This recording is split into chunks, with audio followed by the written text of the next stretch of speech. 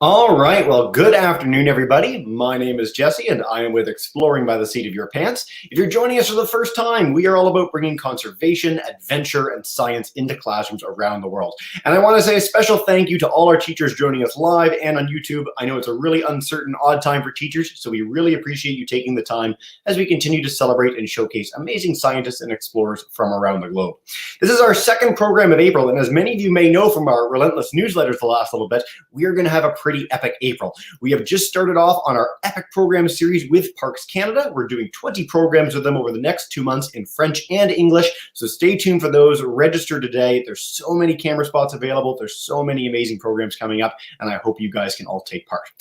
In today's program, we are diving in on one of my very, very favorite topics, sharks. So we're joined by Jamie Pollack, and she is the CEO of Shark Angels. She is going to talk to us today about some of the threats facing sharks, some of the big things that there are challenges with shark conservation around the world, and some of the amazing work that she is doing and other partners around the globe are doing to help make sure that we have the apex predator in the ocean for decades and centuries to come. I can't wait. I'm sure you guys are pretty excited too. And so, Jamie, thank you so much for joining us, and take us away. Thanks, everyone, and I'm so thrilled to be here, and thanks, everyone, for joining. Hello, boys and girls. Today, we're going to talk about my favorite subject, sharks, and I hope it's one of yours, too. Today, we will be discussing why they need our help, why they are so important for us, how you can get involved to help protect them, because believe me, they need our help. And also, I created a special quiz for all of you to go to after this presentation, and you can check it out with you and your teacher. And if you get all the answers right, I'm going to send your classroom some special Shark Angel stickers. So Jesse will give you that link at the end, so be sure to listen closely to make sure you get the answers right. Okay. So by the end of this presentation, I hope you are not afraid of sharks. That is one of my goals for this presentation. I learned how to scuba dive at about 25 years ago, and honestly, my life changed forever. I absolutely love diving. I fell in love with the underwater world and everything and all critters beneath the surface. And this is me diving with a turtle. This is me taking pictures of a Caribbean reef shark in Cuba. I love to travel, and I have gone everywhere diving and checking out sharks in all kinds of environments. In fact, I have gone cage diving with great whites in Mexico and South Africa. That's me and my husband. I've gone diving with oceanic white tips and great hammerheads in the Bahamas, lemon and bull sharks in Fiji and Florida, Makos and blues in Rhode Island, and I've gone snorkeling with whale sharks in the Philippines and Mexico. This is a video that I shot of me in Mexico near Cancun, where there are hundreds of whale sharks that show up each year to chow down on the plankton and the fish eggs in the water. It's like a buffet for whale sharks. Check it out.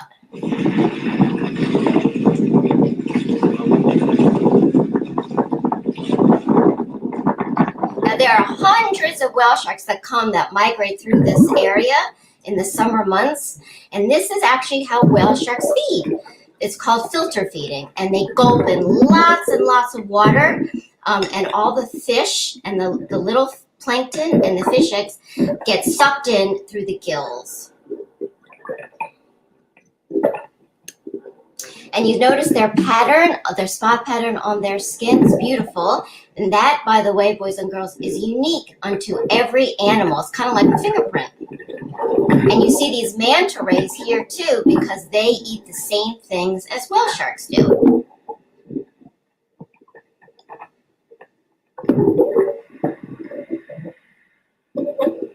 They're beautiful, just beautiful. And this is all done by snorkeling. Now, I also love to take pictures underwater. And this is one picture that I took of a lemon shark while in Fiji, a thresher shark in the Philippines, 2 sand tiger sharks, and not to be confused with tiger sharks in North Carolina, a scalloped hammerhead in Costa Rica, and a great white shark in Guadalupe, Mexico. Here is a short video, a shot of me while scuba diving on a shark dive in Fiji. Now you notice that the water is super murky, and that's because there's lots of stuff in the water. You can see that there's lots of fish there and lots of sharks. And in fact, we saw 7 species of shark on this dive. You can see nurse sharks here in this picture. And it was really, really spectacular. Very thrilling.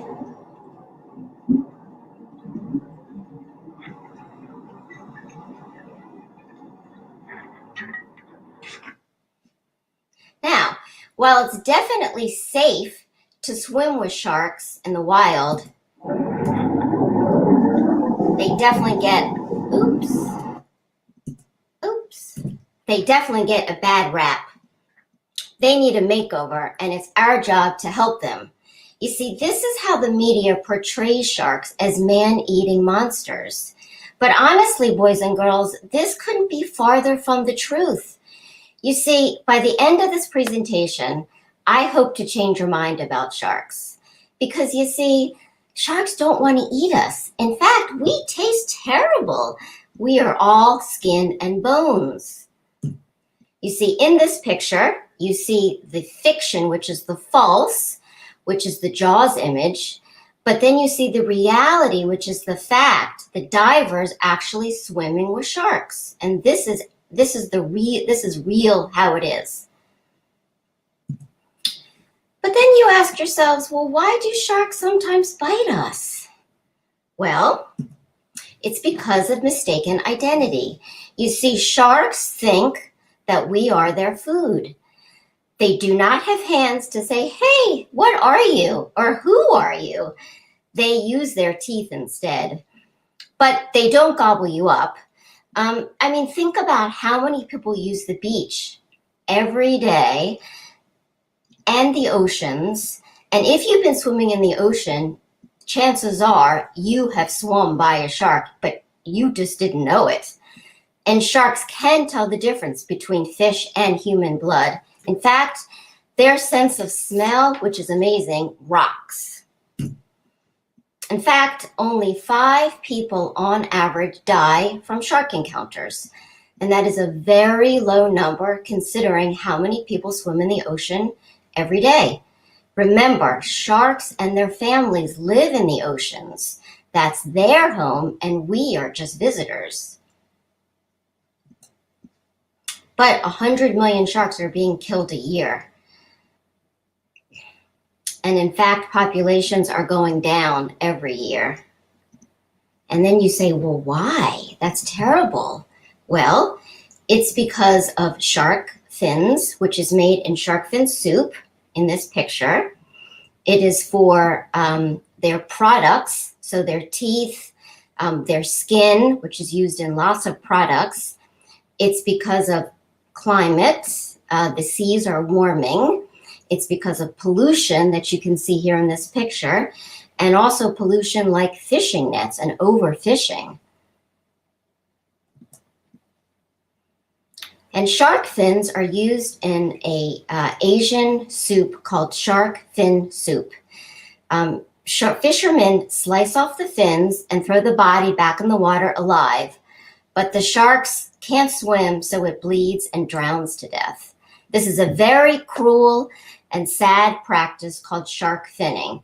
Now, shark finning is illegal in the US, which is really good, but it definitely still happens in other parts of the world, especially out in, the big, deep, the far off oceans where it's hard to enforce this stuff. And sharks are also used in certain products, and you'd be surprised at how much shark is used in products. It's used in vitamins, in cosmetics, skin lotions, lipsticks.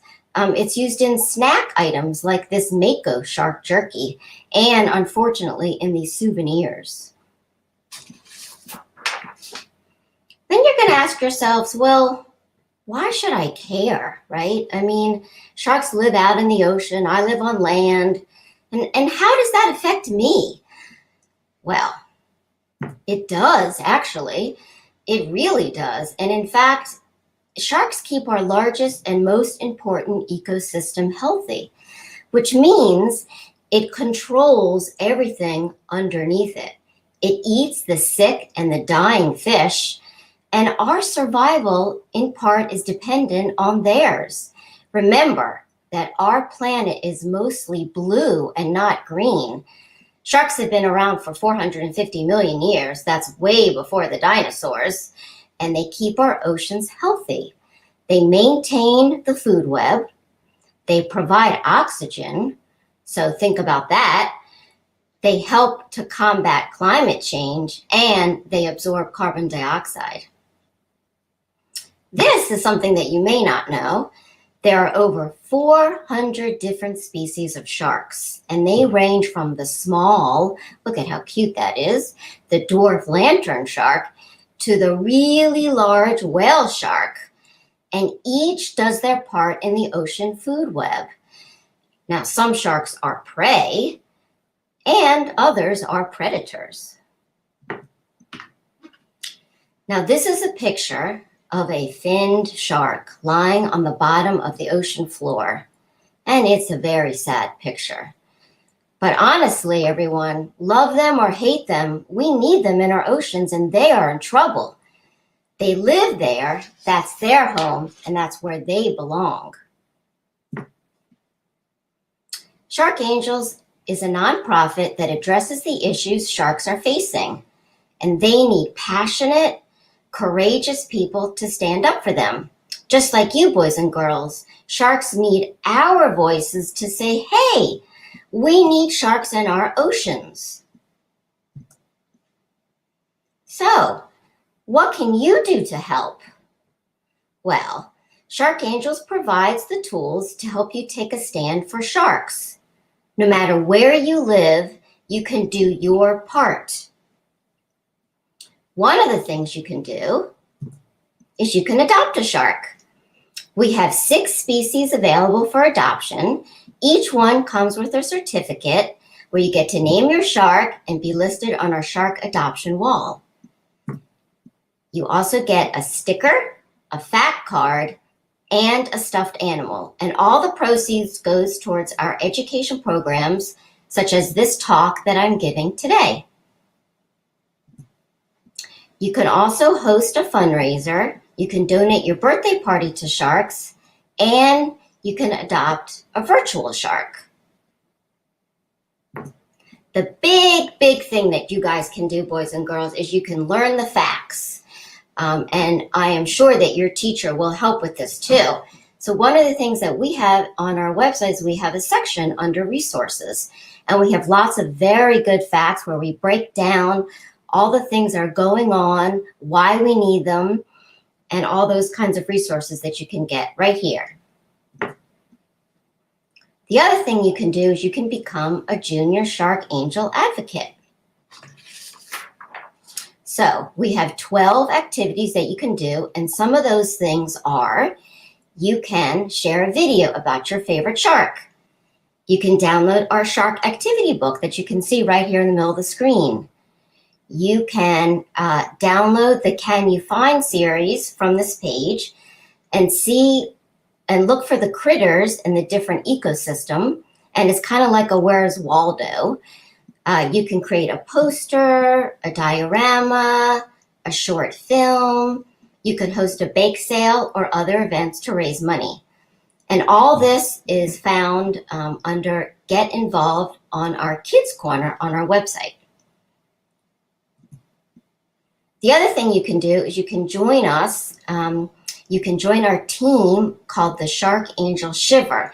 Now, I'm not sure if you guys know this, but a shiver is actually a group of sharks where you'll receive our monthly Chomp newsletter, and you'll learn about a new species every month. And I'm particularly excited about this program because this is one that I feel I'm so excited about. I started this program, and what we're doing is we're connecting you with scientists. So you're going to know what's going on in the real world. And we break down these scientific studies, which are pretty complicated, into digestible shark bites that everybody can understand. So you can learn about what's going on. You can find out more. You can get, take action to help them. You can also sign our petitions to end the demand for shark souvenirs, as in this picture here with the awful jerky and the shark in the bottle, which is terrible. Teachers, if you're interested, you can also schedule another presentation because we offer several too. This is just like a quick 20-minute overview, but we also offer something called Test Your Shark IQ, where it's an interactive quiz. So I ask you questions and then all you guys actually have to type in the answers, and then it's like a back and forth, and it's pretty fun. You can also learn more about sand tigers and citizen science. You can come diving with me and learn what it's like to dive with great whites. And you can also learn what it's like to work with sharks in TV and film with Liz Parkinson. You can also join us on social media on Facebook, Twitter, and Instagram, where you will get a social media, it's called a daily bite. And here's one. So goblin sharks extend their jaw to grab prey, which is useful because they aren't fast enough to chase prey. This is known as slingshot feeding. Check this out. Wow, that's pretty cool.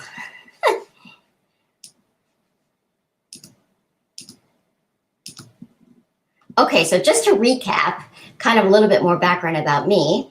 So I'm a shark angel, and yes, I like to dress up in my shark costume, which my friend made. I am a scuba diver. I'm a shark advocate, and I'm not a scientist, but I really do know a lot of cool facts about sharks. And I hope today that I changed your mind about sharks, that you are not afraid, that you know that they're important in our ecosystem. You respect them. They are wild animals, but they are definitely needed to be kept in our oceans where they belong. Now, we're going to have a little bit of fun. And considering I can't see anybody, I'm just going to have to wing it. So we're going to play a little bit of shark trivia. So the first question, what is the fastest shark? Now, normally people would have their hands up and I could see them. Considering I can't, I'm just going to kind of pretend that people are there. And okay, what's the fastest shark? It's the Mako Shark. Mako sharks have been known to reach speeds in excess of 40 miles per hour. They are the cheetahs of the sea, super fast and super speedy. And I've been in the water with these guys, and yes, they're crazy. In the water with blues and Makos, where blue sharks, they just come all around. They're checking you out. They're like big puppy dogs. And Makos, they come in and all the blue sharks disappear. It's crazy. Very cool to see. Okay, what is the largest shark and what does it eat? I did tell you this before, so you probably know the answer. This answer is, it's a whale shark. They are the largest fish in the ocean, but they eat the smallest stuff in the planet. They eat fish eggs and plankton. And that is a picture of me next to the whale shark. Sharks were swimming in the oceans long before dinosaurs roamed the earth. True or false? Now, bonus question, if you know what this shark is called, I'll tell you. True or false? True or false? Do. Okay. What do you guys think? It's true. Yes. Now, that picture before was actually a Greenland shark, and it's one of the oldest known living sharks, and it really lives a really, really long time. Now, true, these sharks have been around before the dinosaurs. Woo, that's a long time. And also, boys and girls, do you guys know the name of the picture? Like, what kind of weird looking shark is that, right? Huh. Well, it's actually one of my favorites because it is so creepy looking. Never seen it in the wild, of course, because it lives super deep. And look at those teeth. Woo, man, those are weird. Anyway, this is called a frilled shark. Very cool. So I hope today, boys and girls, that you will join me in helping to save Charlie because he definitely needs help. And you all can absolutely make a difference no matter where you live, no matter how old you are. And this is the special link that I created just for you guys. It has a list of, I'd say, 12 questions. There is a blank in there for your teacher and her address, him or her address to put in there. So I'm hoping that you guys will answer the questions, and I will send them to you guys, the stickers, if you get the answers correct. And I'm open to any kinds of questions now. Fantastic. Well, Jamie, that was awesome. I'll make sure to bring up that link for people both on the YouTube chat bar and for our live classes at the end as well. If you want to exit screen share, you can see us again. We can have that conversation. I'm going to dive in with questions soon. I'll also note for anyone tuning in on YouTube, our 50 groups joining in on YouTube, if you guys want to let me know any questions in the chat bar, we'll try and take as many of those as possible as well. But let's dive in with our live classes. So Miss Blaze's class was here first with us. They are joining us, grade 4s in Sudbury, Ontario. I think we've had every class in Sudbury in over the last few months. But Miss Blaze, if you guys want to kick us off with a question, come on in. Hi, guys. Well, one of the questions that we had was, do sharks eat sea turtles? Yes, they do eat sea turtles. And in fact, tiger shark's favorite food is a turtle. And in that picture that I showed you about the mistaken identity, the silhouette of the sea lion and the turtle and the person on the surfboard, they look similar from way down. If you picture yourself a shark and you're looking up at the silhouette, that's kind of why they sometimes confuse us. But yes, they definitely eat, and they can eat. Tiger sharks are known to be the garbage cans of the sea. They can eat pretty much anything. So yes, tiger sharks eat turtles. A quick follow-up on this. So we've done a lot of programs with the Turtle Hospital in Marathon, Florida, and they talk about turtles with shark attack bites on them. Whereas on the contrary, for our Ontario classrooms, if any of you have ever been to Ripley's Aquarium of Canada in Toronto, there are these 9-foot sand tiger sharks and sea turtles. And the sea turtles are so big that if the sharks do ever bug the turtle bites at the shark and sort of chases it. So it can go both ways. But great question to kick us off, Miss Blaze.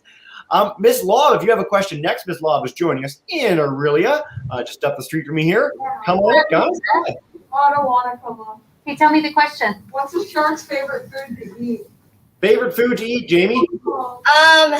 Okay, so that really obviously depends on the shark, because remember, there's over 400 different species of sharks. So you've got the big sharks to the small sharks. So favorite food, fish, crabs, stingrays, like the great hammerhead. Our favorite food is a stingray. A favorite food of the great white shark is a sea lion. So it just depends on the shark.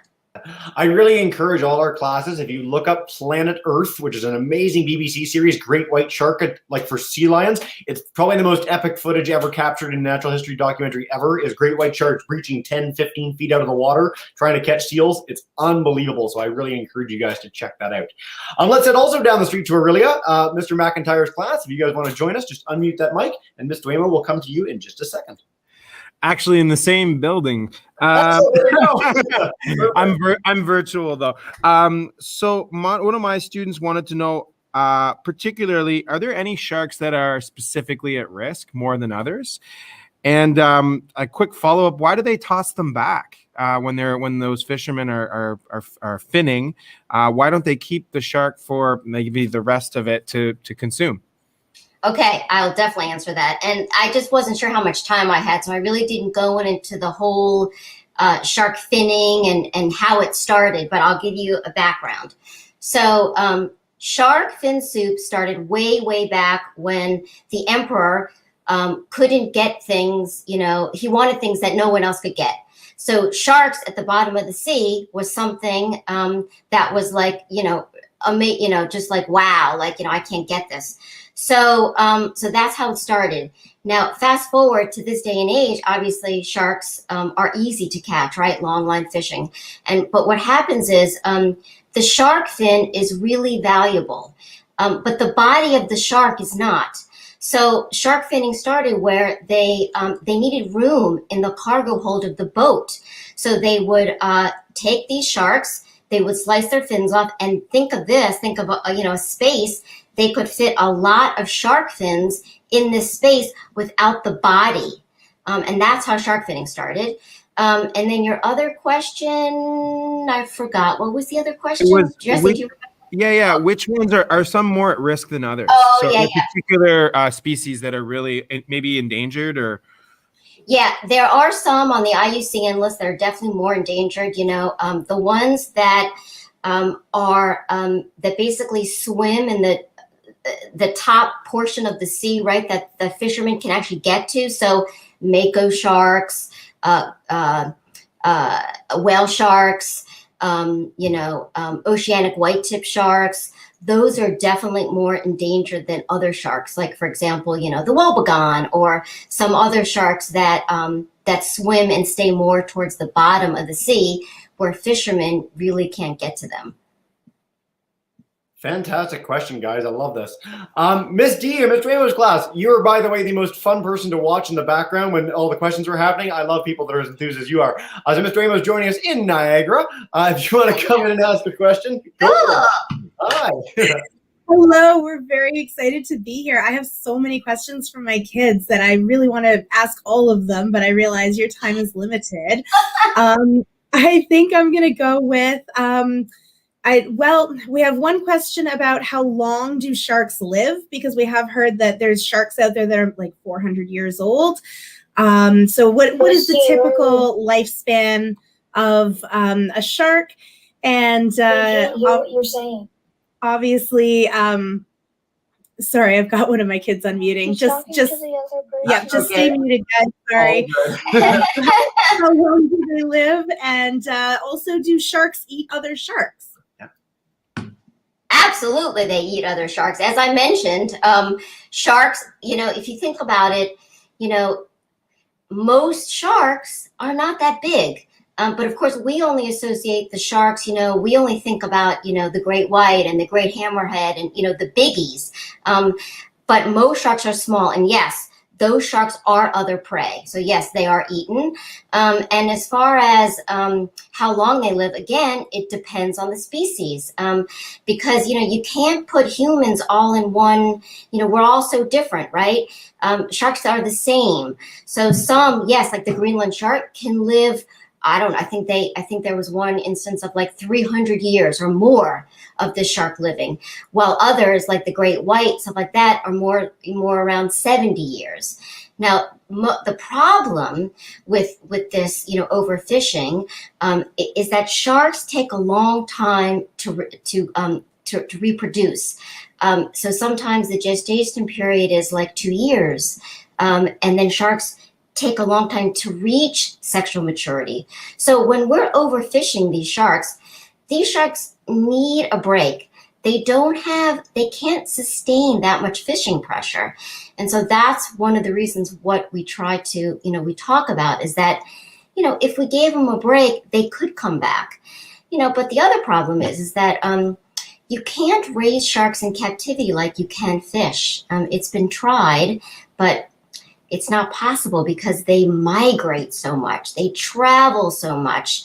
And if you think about some of these sharks, being held in aquariums, they may stay for a little while. Sometimes they die, but a lot of times they're freed back into the ocean because these people know that they can't keep sharks locked up. Now, the only type of shark, small sharks can be, but if you look at sand tiger sharks, the ones with like the gnarly teeth, right? They do very well in captivity. And if you go to an aquarium, most likely you will see those types of sharks there. Sorry, I was bringing myself back into the broadcast, but I'm also trying to create a little banner for our classes to highlight this. So when we've done programs with Ripley's Aquarium of Canada, they have sand tiger sharks. They're the biggest ones that are in the aquarium. When you go to an aquarium or zoo in the world, look for accreditation like this, AZA or CAZA. And what that means is that the institution's at the highest standards of animal care. So if you want to make sure that the animals are cared for, that they're being sort of well-fed, healthcare regularity checkups, look for those accreditation. If you don't see that, don't go to those places. Those are the sort of places that you see with roadside zoos that can often not be the best for animals. So if you see that, I worked at Ripley's Aquarium for several years, and I've never seen more dedicated people in my entire life for animal care. Animals in captivity is always a topic that classes are really keen on, but I'm really glad we got a chance to highlight that. In some cases, there's benefits to it. In some cases, there's drawbacks to it, but you will never see something like a great white shark in captivity because they simply cannot be kept alive because of their migratory pattern. So great question, Ms. D. There was one that was kept, by the way, in Monterey Bay, but then it died. So Right. They've tried. They've tried, and it doesn't. They just sort of work. Yeah. But great question, guys. I want to take a few from YouTube. We've got a whole bunch of YouTube questions coming in, and then we'll go back for another round with our classes. Because Jamie, you're whipping through these. This is great. So Miss Stevens' class and we got a bunch of questions on the same note. Miss Stevens' class and Miss Jury's class want to know how long sharks need to sleep every day. That's a good question. Well, I don't actually know the answer to that. I do know that sharks, what they do is, okay, so there are some types of sharks that can rest on the ocean floor, and other sharks have to keep moving in order to breathe. So what they do is they shut one side of their brain off while they still swim, and then they can rejuvenate that way. But since I'm not a marine biologist, as I mentioned, I do know a lot of stuff about sharks, but I don't know that answer. But it's a good question, and I think I will look that up. It's a great question. I mean, we get this a lot for sharks, by the way. Turning off half your brain is something all of us who are doing virtual learning are used to at this point. But no, there are certain sharks that can just turn off, and dolphins as well. There are certain sea creatures that turn off parts of their brain and then sleep with one half, which is really unique and not something that we're used to as people. And then other sharks where they can just sit on the seafloor and sleep. Sleep pattern in sharks, not an extremely well-studied topic, but a really interesting question. We get it every single time there's a shark talk. Oh, really? Interesting. Okay. Yeah. Miss Wu's class joining us in Houston. Hi, Miss Wu. They want to know, how do you tell the age of a shark? Are there like tree rings inside the shark, or what's going on? Yeah, you look at their vertebrae, and it's definitely kind of like tree rings. Absolutely. It's the I vertebrae. was just joking, but that's really good to know. That's very cool. Yeah. Thanks, Miss Wu. Let's see, what other quick questions? Lancashire, North Hollywood, Mr. Pettix's class. So, Eduardo wants to know, how can we adopt a shark? So this is just on your website, which I can bring up in a banner and highlight this for people. Yes, it's if you go there, there's a link at the top that says adopt. Yep. It'll take you, there's 3 levels of adoption. There's a virtual shark, there's the regular shark, and then there's the deluxe adopt a shark. They're all different prices, comes with different things, but you can all name your shark and be listed on our website. And all the proceeds go towards our education program. So you can see in the background, you can see a lot of my sharks here. And we've custom made the saw shark, so you cannot get that anywhere else. And we're in process of designing all of our own sharks, which we're really excited about because we're going to make them as realistic as possible. So they're also an educational tool as well. Yeah, I love your saw sharks in the background. I've never seen anything quite like that. So that is very, very cool. Hopefully some of our students take you up on that by the end of the broadcast. Yeah. I'm going to take one more quick one from YouTube, and then I'm coming back to you, Miss Blaze, in just a second. Mr. Markwork's class, they're joining us in Sudbury as well. They want to know, what is your favorite kind of shark? I was waiting for that question. Yes, yes, thank you.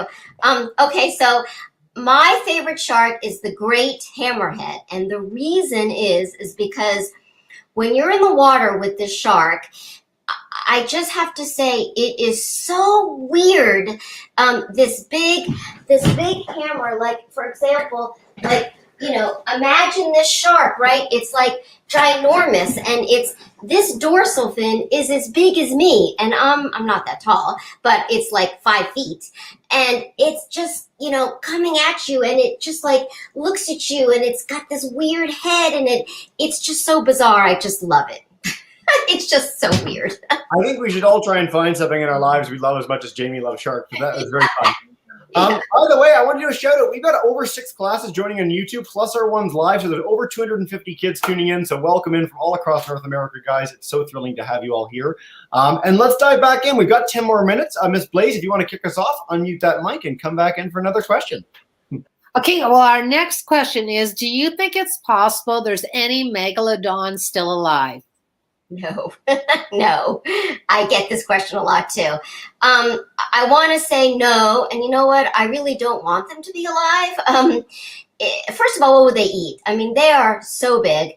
I actually have but then I have to get up, so I won't get up. But I actually have a megalodon tooth.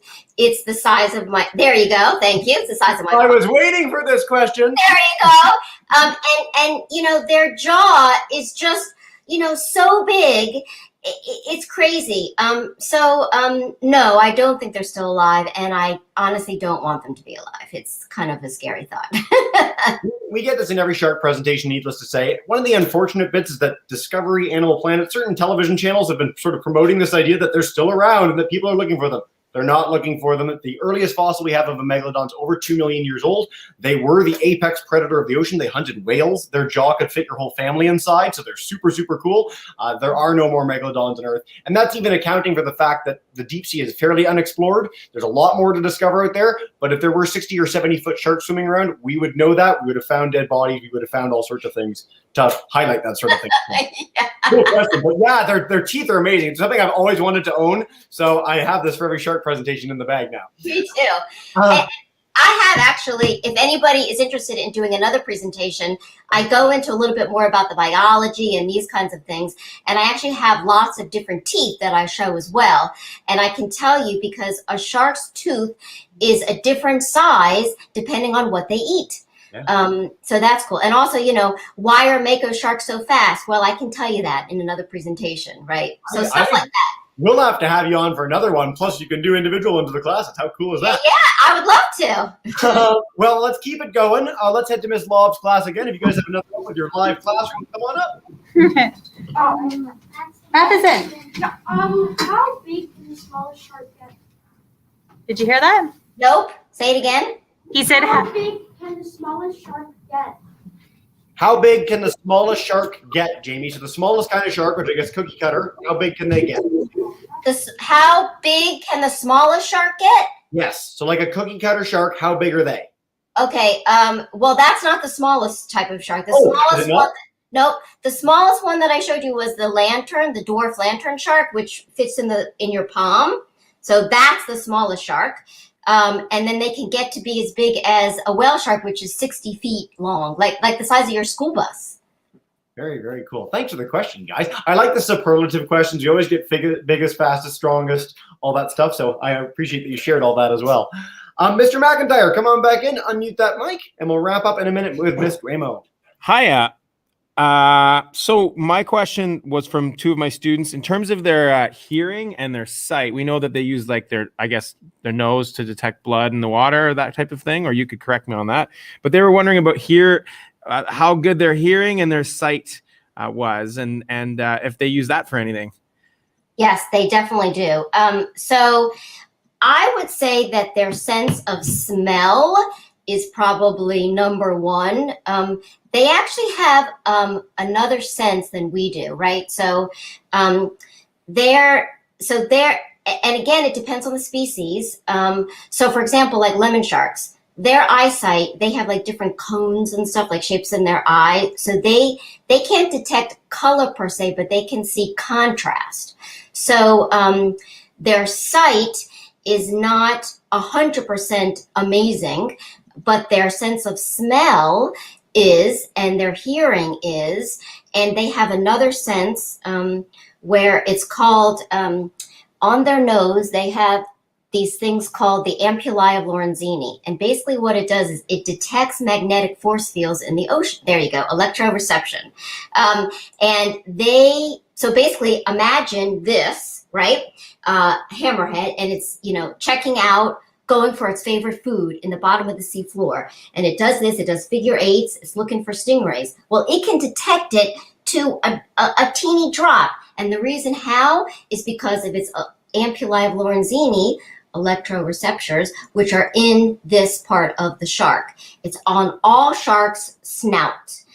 They also have, thank you, they also have something called a lateral line, which runs down their body. And this also helps them travel through the ocean. And again, people always ask me, well, how do they know where they're going? I mean, they don't have a GPS, right, to say, hey, I got to get from Galapagos to Costa Rica. Well, the lateral line helps them get there.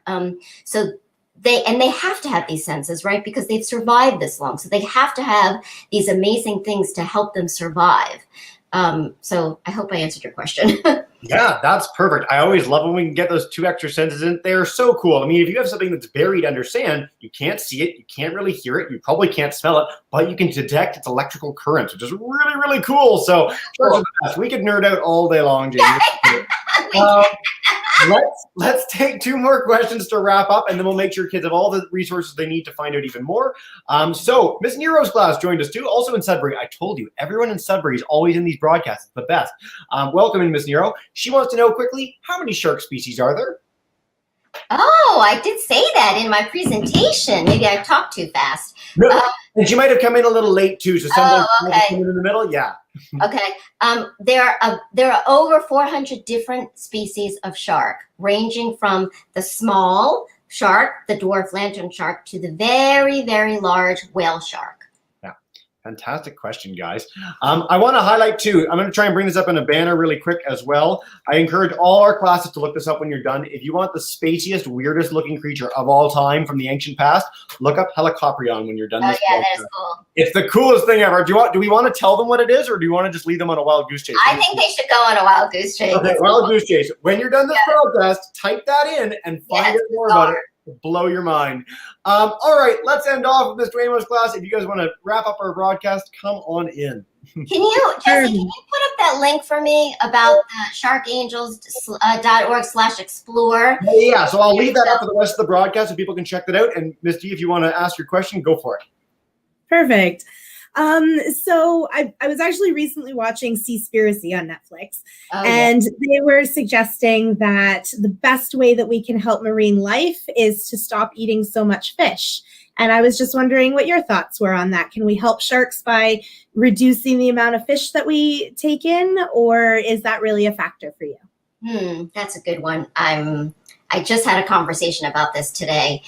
Okay, so I come from a different background. I'm not going to tell you not to eat fish, because then I would be hypocritical, because I eat fish. I like it, and I don't stop. I don't plan on not eating it. However, I do like to find out where where it came from, how it was caught. I think that's important. But the reality is that fish feed billions and billions of people. And if people did not eat it, well, one, it contributes to this global economy. There's lots of fishermen that have jobs. People go out, they fish for them. It's a whole industry. So I don't think you should stop eating it. I just think you should be smarter about it. You should find out, you should get, download the seafood choice cards from Monterey Bay Aquarium, and learn about which seafood is good. Like if you have a Whole Foods, for example, they're great because they only sell sustainable seafood. And a lot of those facts, by the way, in that movie are incorrect. They are super inflated. And you can have sustainable fisheries. I also worked for Pew Charitable Trust for 10 years on sustainable fisheries. I worked with the Mid-Atlantic Fishery Management Council here in New York. So I kind of know how it works. I know what fisheries were down in the dumps, and I know what ones came back. I know they can come back. And the U.S. has the best laws about fisheries. Other parts of the world, not so good, but the U.S. happens to be really good. So I guess my take is, eat fish, but do it wisely. I'm really, really glad we got that question. So thank you, Ms. D. It's been really interesting as a science communicator hearing the sort of feedback on Seaspiracy over the last few weeks. So it's been this huge thing, and there's messages in it that are really important for people to know about overfishing, about the threats to sharks and other sea creatures. But certainly the scientific community has been much more suspect in their criticism and reviewing of it.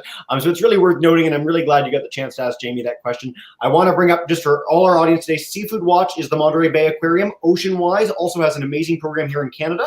So you'll see a little fish symbol on fish products at restaurants, at grocery stores, and it means that it was caught in a sustainable way. These really are fantastic organizations. They really do a fantastic job of doing their research. So if you see those sort of things, you're helping make sustainable choices. That's a really big difference that you guys can make. So I hope all our classes do that and help sharks and help all the sea creatures that are out there. So fantastic. Jamie, this was so much fun. We could talk all day, but time flies and you're having fun. So I want to say, again, a big thank you to all our classes on YouTube and live. We're going to give them a chance to say a big thank you in a minute. But I want to bring up one last time your link. If you want to answer that quiz for our live classes, we can get some stickers sent to you, and I'll connect you directly with Jamie to do that. Or you'll be able to do that via the site. And really appreciate your time today, everyone. Is there any last message, Jamie, you want to wrap us up with before we go? Well, I just want to thank everybody, but I also want you to know that, and I hope I changed your mind about sharks. That's something that's kind of like at our core mission is don't be afraid of sharks. Don't let the media change your mind. And if you can go out today and tell 3 people what you learned today and to not be afraid of sharks, then I did my job.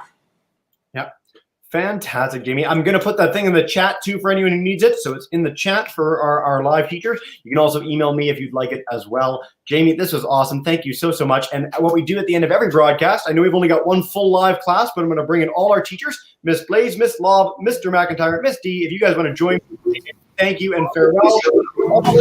Thanks, guys.